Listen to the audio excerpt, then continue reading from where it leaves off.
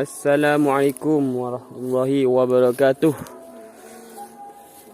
Berjumpa lagi di channel Sahabat Tani. Semoga para petani disehatkan selalu. Semoga dimudahkan rezekinya. Oke, untuk video kali ini saya akan mereview dan membahas tanaman tembakau. Karena sekarang lagi musimnya tembakau, teman-teman.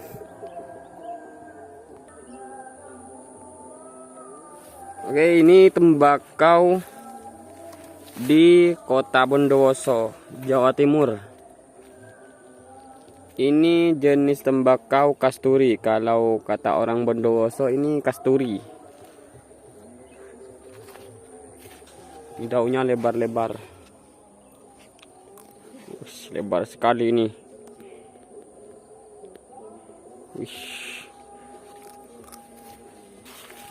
Semoga tembakau harganya tetap bagus, semoga tidak turun.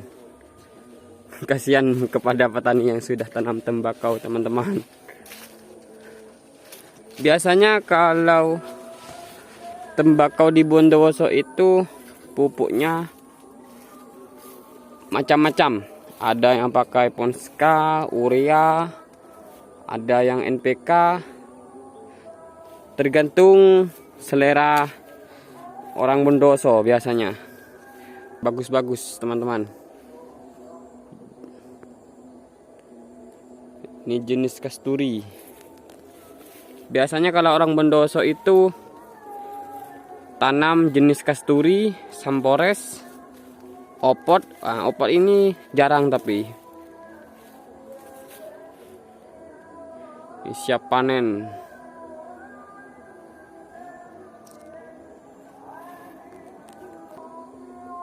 Nah, untuk menghasilkan tanaman tembakau agar supaya daunnya lebar dan bagus, biasanya memerlukan perhatian khusus terhadap beberapa aspek. Biasanya ada 8 aspek. Yang pertama yaitu pemilihan benih. Ini yang paling utama, benih. Karena benih itu menentukan hasil tembakau biasanya. Jadi teman-teman harus pinter-pinter memilih benih supaya hasilnya itu bagus. Terus yang kedua itu biasanya persiapkan lahan. Nah, jadi sebelum membeli bibit atau misalkan membibit sendiri, jadi persiapkan dulu lahan. Yang nomor 2 itu persiapkan lahan. Nah, sebelum tanam pastikan lahan subur dan gembur dan memiliki drainase yang baik, teman-teman. Nah, seperti ini. Nah, ini sebelum ditanam tembakau, ini tanahnya digemburkan dulu pakai mesin ini biasanya kalau di sini. Terus setelah itu dilakukan pengolahan tanah seperti pembajakan, itu seperti tadi sudah digemburkan semacam itu. Pakai orang itu dicangkul itu tidak apa-apa juga. Biasanya kalau orang sini itu sebelum tanam, setelah digemburkan tanahnya, biasanya ditaburi pakai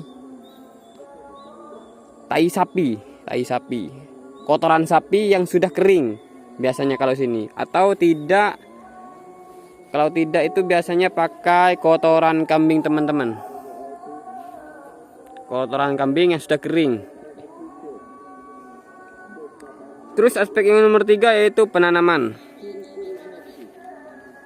Nah, untuk tanaman, jarak tanam yang tepat itu biasanya kalau di sini minimal 40 cm. 40 cm. Ya terserah selera teman-teman. Mau pakai berapa? Kalau di sini biasanya minimal, kalau di Bondowoso minimal itu 40 cm.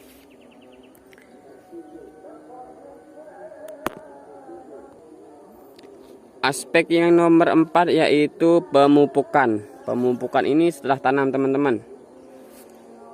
Untuk pemupukan itu gunakan pupuk organik dan anorganik sesuai kebutuhan. Pupuk nitrogen, fosfor, dan kalium. Kalium itu sangat penting untuk pertumbuhan tembakau teman-teman, yang mengandung seperti itu. Atau kalau tidak, pakai pupuk kandang atau kompos juga ditambahkan untuk memperbaiki struktur tanah teman-teman. Itu bisa mencegah gulma, bukan mencegah, tapi mengurangi seperti ini. Tidak begitu banyak gulma. Nah, ini tanahnya sangat gembur teman-teman. Jadi untuk pertumbuhan itu sangat bagus. Ini tanahnya sangat gembur. Bagus untuk pertumbuhan. Terus aspek yang nomor 5 yaitu memastikan tanaman mendapatkan air yang cukup. Yang paling utama yaitu yang tahap awal pertumbuhan. Aspek yang nomor 5 yaitu pastikan tanaman mendapatkan air yang cukup. Nah, terutama pada tahap awal pertumbuhan ketika masih kecil. Tapi hindari penyiraman berlebihan yang dapat menyebabkan tanah tergenang. Karena jika tanah tergenang itu bisa membuat tembakau layu teman-teman. Bisa cepat layu. Dan bisa mati kalau masih kecil itu, kalau air sampai menggenang, misalkan 1 hari penuh menggenang, itu bisa mati teman-teman. Nah, aspek yang nomor 6 yaitu mengendalikan hama dan penyakit. Nah, ini masuk ke dalam perawatan. Lakukan pengamatan rutin. Untuk para petani tembakau harus sering-sering ngecek kalau sudah seperti ini atau masih masa pertumbuhan, sudah misalkan umur 1 bulan gitu, umur 2 bulan, harus sering-sering ngecek. Karena biasanya itu kadang ada ulat seperti ini teman-teman. Nah, ini biasanya kena ulat, dimakan ulat. Nah, misalkan dicek ada penyakit atau ada ulat misalkan, nah itu segera ditangani biar tidak menjalar ke yang lain, yang tumbuhan yang lain. Tumbuhan yang lain itu tidak terkena.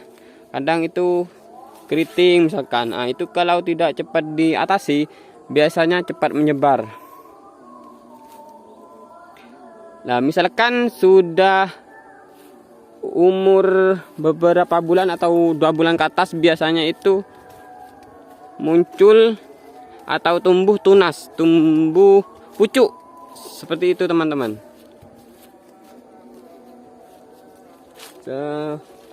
Seperti ini biasanya teman-teman. Nah, ketika sudah tumbuh seperti ini, maka harus dilakukan pemangkasan. Pada bagian tanaman yang tidak diperlukan agar nutrisi lebih fokus pada daun. Nah, berarti kalau daun ini tidak dipangkas, berarti nutrisi itu tidak fokus kepada daun. Jadi tidak bagus untuk pertumbuhan daun. Tidak bagus. Pasti akan kecil-kecil daunnya, tidak akan lebar. Nah, seperti ini nih. Ini lebar-lebar daunnya dibanding seperti ini, kecil-kecil. Karena ini masih belum dipangkas. Tahap yang terakhir atau aspek yang terakhir yang nomor 8 yaitu pemanenan. Pemanenan dilakukan ketika daun sudah cukup matang. Nah, gimana cara menentukan tanaman tembakau sudah siap panen atau tidak? Tanda-tandanya biasanya daun matang, yaitu berubah warna dan tekstur daun. Nah, seperti ini teman-teman. Kalau yang sudah siap panen biasanya warnanya agak kuning seperti ini. Nah, ini siap panen. Wah, ini jos ini lebar-lebar ini. Lebar-lebar. Nah, ini biasanya siap panen seperti ini.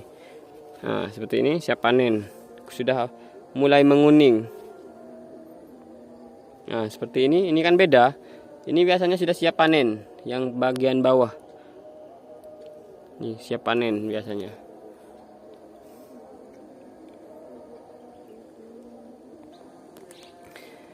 Nah, jika 8 aspek itu dijalankan dan dengan perawatan yang tepat dan konsisten, maka tanaman tembakau insya Allah bisa menghasilkan daun yang lebar dan berkualitas tinggi. Oke sahabat tani, cukup sekian video kali ini. Jangan lupa like, comment, and subscribe.